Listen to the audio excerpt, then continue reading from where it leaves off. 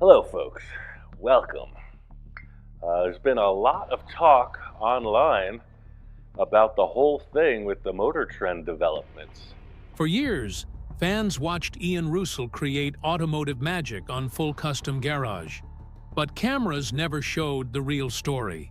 The collapsed from heat exhaustion, the 13-hour filming days in 115-degree desert heat, the scripts that turned genuine creativity into fake television moments.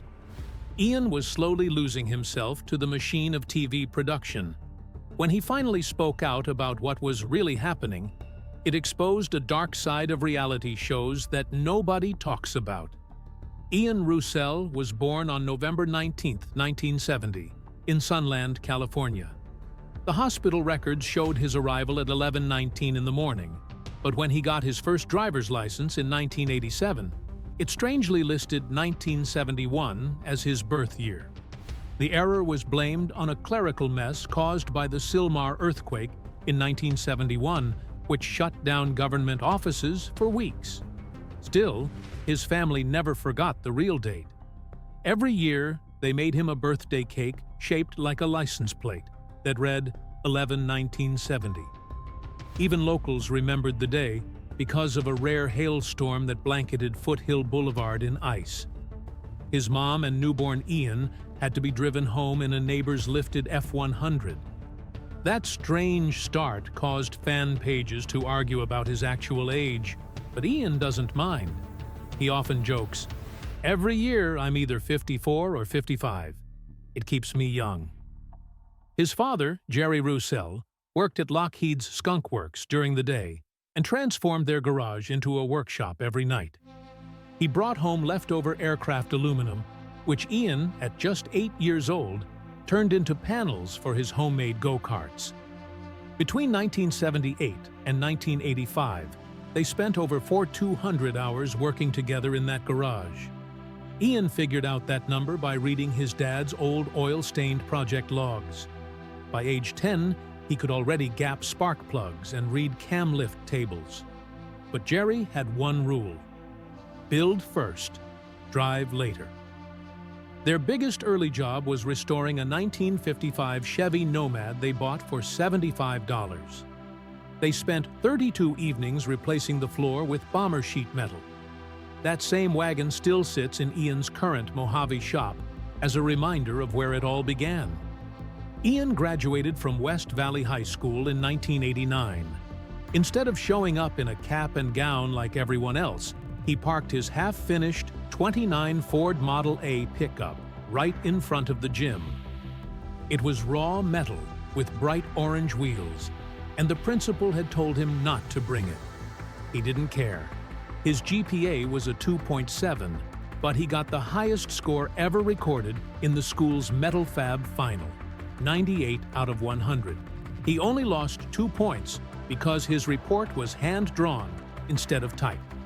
That car, pieced together from 11 donor vehicles and $612 in parts, was featured in Rod & Custom Magazine's 1990 Young Guns issue.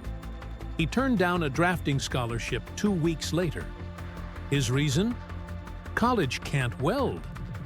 Ian was an only child. No one to share tools with and no one to blame when something broke. By the time he turned 18, he had logged over 3,100 hours in the garage. Basically, a full-time job's worth over a year and a half. His mom, Donna, kept everything organized in photo binders. When producers later made Full Custom Garage, those binders became their storyboard for the first season. Family stories say Jerry once hoped for a second child, but changed his mind after 5-year-old Ian took apart the family's washer just to figure out the spin cycle. His Christmas gifts weren't toys, they were tools. At 12, he got a stick welder. At 15, a used English wheel. Those early investments made him the sole keeper of his father's mechanical knowledge. He never saw cars the way other kids did. Even before he could drive, Ian thought of cars as sculpture.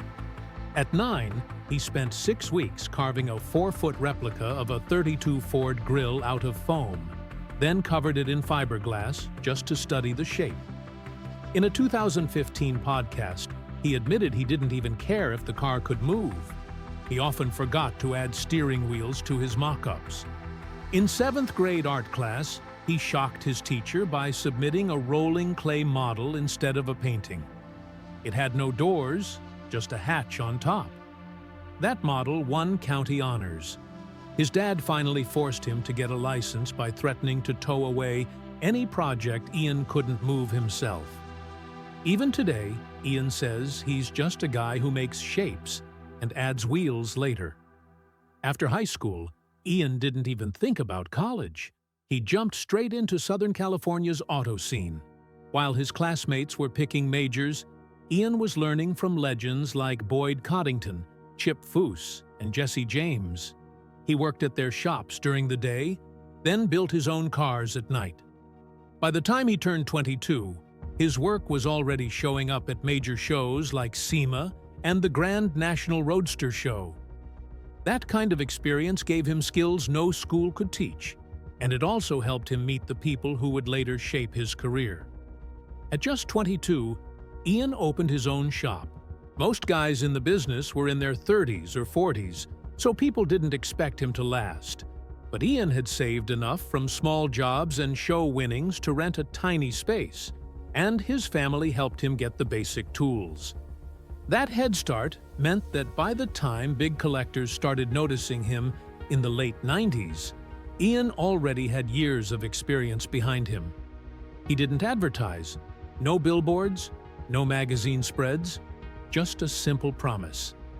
I'll build anything. Word got around fast. While other shops turned down weird requests, Ian said yes. He built space-age bumpers, welded Cadillac parts to Ford frames, and crafted custom aluminum windshields. Clients came from across the state just to get something no one else would dare make. Soon, his shop became a spectacle. People parked outside just to watch the builds come together. His happy customers did all the marketing for him, while most builders were restoring classics to look like they just rolled off the factory line. Ian did the opposite. He cut roofs off, dropped frames low, and welded mismatched parts into something entirely new. His cars were strange. Some people loved them. Others called them punk rock hot rods. Traditionalists said he was ruining perfectly good cars. But Ian didn't care about approval. He wanted to create something original. And that bold attitude is what eventually got him noticed by TV producers and collectors around the world. Those first few years were hard. He barely made enough to survive.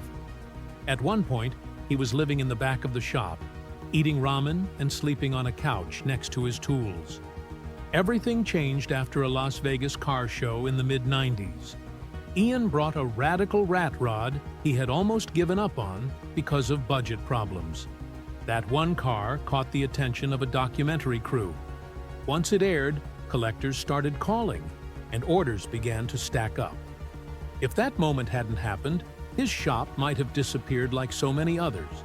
But it did happen, and it changed everything.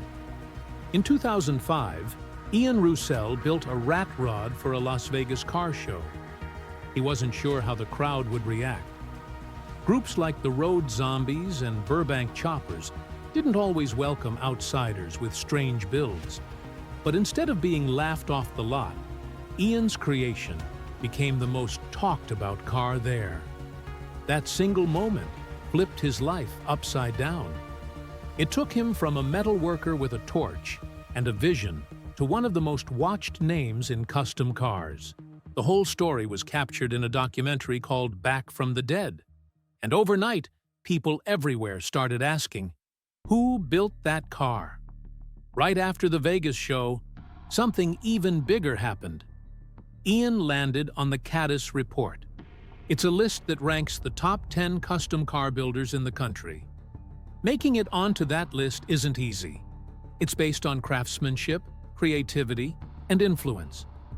Most of the people on it had been building for decades. But there Ian was, right alongside them. Just a few years earlier, hardly anyone in the industry even knew his name. Now, His bold choices and rough, raw style were setting a new standard. It wasn't just a win, it was proof that the rules could be broken and still earn respect. Soon, his builds weren't staying in the US. Cars were getting crated and sent off from Long Beach to places like Japan, Germany, and the Netherlands. It was more than just export paperwork. These were full-blown international shipments for collectors who had seen his work on screen and wanted their own piece. Not many solo builders had reached that level. Fewer still did it with no big brand behind them. It showed that Ian's work had become something people connected with, no matter where they lived. Then the requests started getting wild. Ian always said, "If you can dream it, I can build it." And people took that seriously. Clients wanted cars that didn't just look different. They wanted rolling machines that told a story. Some asked for hidden features, like gadgets or movie-inspired twists. Others came with visions so bizarre that other builders had already turned them away. But Ian never flinched. He figured out how to make it all real. His garage became a place where the strangest ideas didn't get ignored. They got built. After that, big names came knocking. Musicians, movie stars, producers. Some wanted road-ready cars. Others needed showpieces or props. The funny thing is, most of them didn't want their names out there. That added a strange kind of mystery to his work. But in private, people in the industry started talking. Ian wasn't just building hot rods anymore. He was creating something people in high places wanted, but could only get from him. Oddly enough, it all started back in 2003. That's when Ian mailed out a DVD to a producer. It was nothing fancy, just clips of his builds meant for a trade show booth. But that DVD ended up in the hands of TV producers. They saw something special. He didn't plan to be on TV. He didn't even want to. But the footage showed something real. No gimmicks, no fake showmanship, just talent, fire, and raw metal. It wasn't until 2014 that the show actually aired. Full Custom Garage hit MAV-TV on March 28th. Most shows get greenlit fast or don't make it at all. Ian's took years. There were test pilots, production changes, and a lot of waiting. But when it finally launched, it broke the mold. No forced drama, no fake deadlines, just builds. Every episode was focused on the work, the tools, and the process. Audiences felt it. They saw the difference, and they kept watching. In Season 1, Ian did something no one expected. He built a chopper trike from scratch. Not a car, a full-on three-wheeled motorcycle. It was a personal dream, something he'd wanted to do since he was a kid. But doing it on TV, from bare metal to show-ready, was a bold move. He used stretched forks, huge tires, a coffin tank, and even a Volkswagen carburetor. It debuted at Chopper Fest, and people couldn't believe it. That episode alone showed that Ian wasn't stuck in one lane. He could build anything. Over the next 10 years, the show aired more than 90 episodes. Each season added pressure. More builds, less time, more eyes watching. But Ian kept going. From 2014 to 2024, the shop became a pilgrimage spot. People flew in from all over. Some shipped their cars thousands of miles just to have him work on them. The show wasn't just content anymore. It was proof that skill still mattered. One of the most loved episodes came when Ian turned a 1948 Packard into a lead sled for his friend Tom. Most people would have picked a Mercury. Ian didn't. He picked something harder. The Packard's roof was all wrong. It took chopping, welding, reshaping, days of grinding and sweating. But it came out perfect. And it wasn't just about the car. It was about friendship. Fans connected with that. They watched it over and over. That build gave Tom a spotlight he never expected. and became one of the most talked-about episodes in the entire series. Then came the electric dune buggy. Ian found a forklift motor buried in junk and used it to build a clean, green off-roader. It looked wild, bright red paint and lightning bolts, but underneath, it was all tech. Custom adapters, one-off mounts, real engineering. And he did it fast, finishing it just in time for a birthday reveal. That was around 2017, when nobody else was thinking about electric custom builds. Ian did it before it was cool, and the press took notice. Not long after that, Ian took a vintage bus and made it into a mobile workshop. It wasn't just cosmetic. He reinforced the frame, added working electrical systems, and installed gear for full production on the road. Every detail was handcrafted: fold-out benches, hidden storage. Fans got to see the whole process, from a rusted shell to a full machine shop on wheels. When he drove it into a major car event, people were stunned. It wasn't just cool, it was genius. By 2022, the builds weren't staying local. Viewers got to see Ian's work being boxed up and sent to Japan, Australia, and across Europe. These weren't basic exports. They were handcrafted, one-of-one cars. Shipping them meant custom crates, legal documents, and sometimes handwritten letters for the buyers. People filmed themselves opening the boxes like they were unwrapping treasure. And, in a way, they were. For 6 years, Ian Roussel and his wife Jamie lived in one of the harshest places on Earth, the Mojave Desert. Summer temperatures often reached 115 degrees, sometimes even 130. The place they called home was near Furnace Creek, where the world's highest air temperature was recorded at 134 degrees back in 1913. Every day brought sun, wind, and a kind of dry heat that wore down the body and the mind. There was no relief from the dust. The air sometimes dropped to just 7% humidity. There were no neighbors, no streetlights, no break from the stillness. It was the kind of life that could either destroy a relationship or make it unshakable. Ian met Jamie in the middle of this tough environment. Their connection was quick and deep. Jamie left behind her job as a hospice nurse in Las Vegas. She brought her teenage son and joined Ian in the desert. There were no distractions out there, just the two of them and whatever they chose to build. Jamie became more than a life partner. She jumped into Ian's world of custom fabrication and became a key part of the business. She ran the behind-the-scenes work, editing videos, handling customer questions, and keeping things organized while Ian worked in the shop. It wasn't just a marriage. It was a partnership held together by creativity and grit. In 2019, Ian surprised Jamie with something unforgettable. He built her a 1962 VW dune buggy from scratch as a wedding gift. It wasn't just a pretty car. It had a metallic flake finish, hand-shaped fiberglass, and every detail crafted with care. They featured the whole build on an episode of Full Custom Garage. It was one of those rare TV moments that felt completely real. That buggy became more than a gift. It became a symbol of what they built together, both in love and in business. But life out there wasn't easy. The isolation pressed down on them. The heat, the wind, and the silence started to affect them in ways they didn't expect. Jamie had always been shy in front of cameras, yet she found herself part of a show with a growing fan base. She had to push through anxiety and exhaustion just to keep up.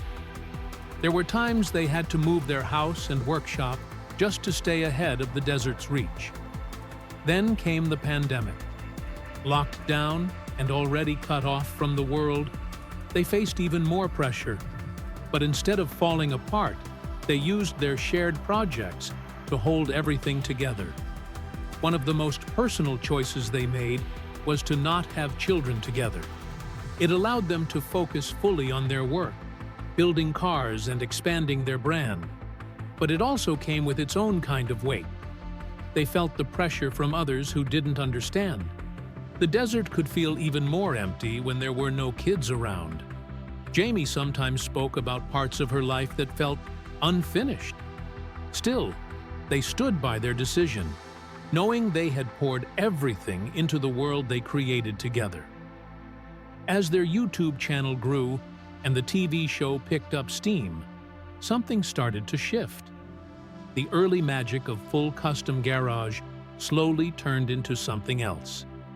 At first, the show felt like real storytelling, but over time, every episode started to feel the same. There was always a setup, a problem, and a dramatic finish. The producers pushed Ian to follow a script. What used to be fun and spontaneous started feeling more like a job. Ian admitted he began to resent the countdowns and production schedules. What fans saw as a wild success started to feel like a trap. The longer the cameras rolled, the less Ian actually built. He spent hours under hot lights, saying the same lines over and over. At times, he felt like he was acting instead of working with his hands. By 2020, more than half of his time on set had nothing to do with tools or fabrication. It was about drama, emotion, and getting the right shot. He felt like a craftsman losing touch with his craft. Behind those polished 42-minute episodes was a much rougher reality. What looked like quick, clean transformations were actually the result of 60-hour weeks filled with stress. Builds that should have taken months were pushed into a few days. The team worked in unsafe conditions, sometimes filming for 13 hours straight, welding near flammable parts, skipping critical steps, rushing through delicate work. These things happened just to hit a deadline. Ian later admitted they sometimes cut corners, not because they wanted to, but because the show demanded it. Even the meetings with clients stopped being real. What used to be genuine brainstorm sessions turned into rehearsed scenes. Producers gave Ian and the car owners lines to say, pushing them to act surprised or emotional. It took hours to film just a few minutes. The joy of tossing around wild ideas with fellow gearheads was replaced with fake tension and forced cheers. It wasn't about the cars anymore. It was about keeping the show exciting enough for network executives. The worst moments came when the crew had to film during peak heat in the desert. One day, while filming under a brutal sun, Ian collapsed from heat exhaustion. The temperature had climbed over 110 degrees. He was standing near running machines in full gear with barely any water. Paramedics had to be called. Everyone knew it was too dangerous, but they pushed on for the sake of lighting and camera angles. Ian kept going because the show had to go on, but the risk was real. For years, Full Custom Garage had been a favorite for custom car lovers. But in late 2023, Ian finally addressed the silence. He posted a short message online that hit hard. "I quit. No drama. No network pulling the plug." It was his choice. And just like that, all the rumors about low ratings and secret cancellations disappeared. Fans were stunned. Why would someone leave their own successful show? The answer came straight from Ian. He was tired. Tired of the limits, the repetition, and the show feeling more like a job than a passion. But he didn't leave like others in the industry. Ian gave MAV-TV plenty of notice before walking away. He didn't just vanish or throw a fit. He explained himself, wrapped up his commitments, and helped the crew finish the journey right. Even people who didn't love the show respected the way he handled things. It wasn't about clout or a breakdown. It was about protecting his creativity before the formula drained it all away. He was done making episodes that felt like reruns of the same structure, under pressure to deliver TV content that didn't match how he actually worked. It all built up over years. Working in workshops, where temperatures hit 115 degrees. Pushing out build after build, while staying inside a box set by producers. At some point, the burnout took over. Ian wasn't angry. He was exhausted. He said the script kept getting in the way of real creativity. That's when he hit his breaking point. In his words, "Take this job and shove it. I ain't working here no more." Not a meltdown. Not a publicity stunt. Just a builder choosing freedom over burnout.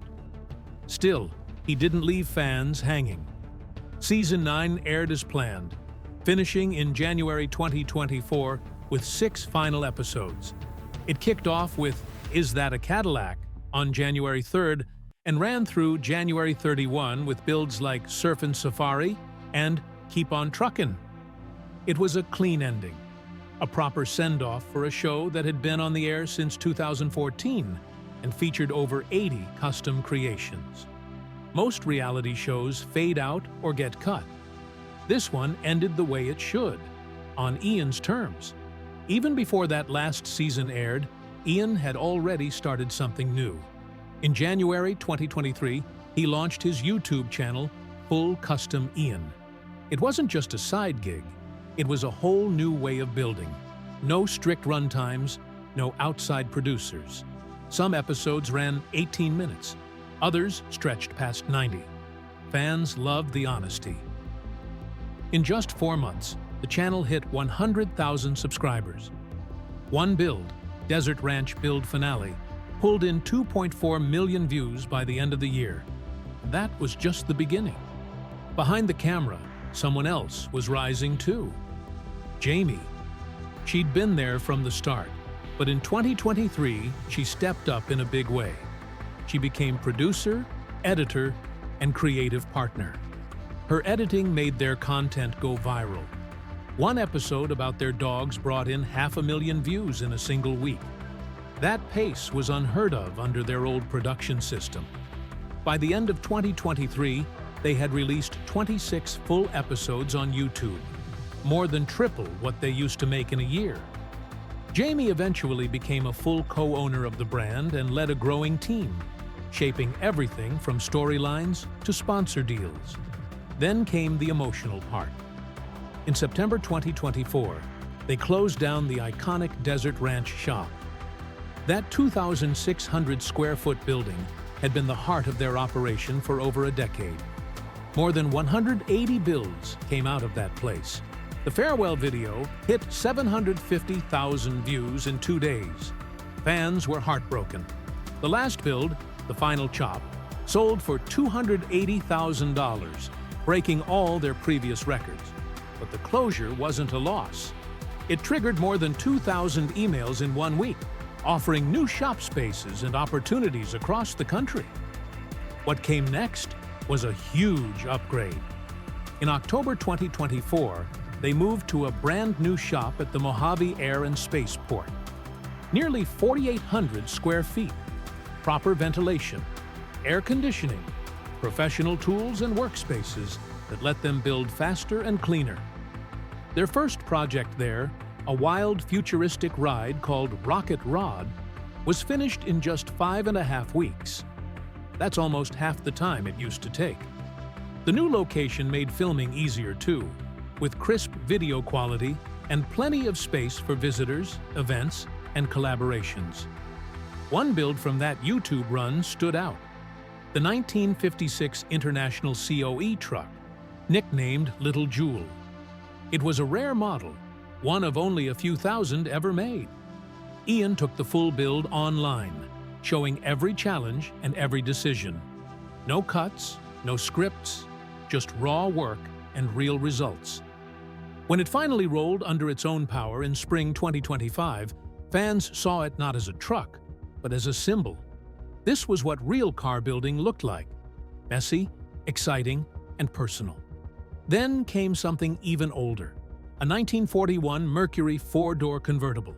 Ian picked it up in July 2025. It had structural damage, hidden issues, and barely any parts available. Still, he treated it like a love letter to American car design. Every piece was custom, every step shown to the audience. He even joked it was going to be Jamie's car, but it also marked how far their work had come. It wasn't just about metal and tools. These builds had become part of their family.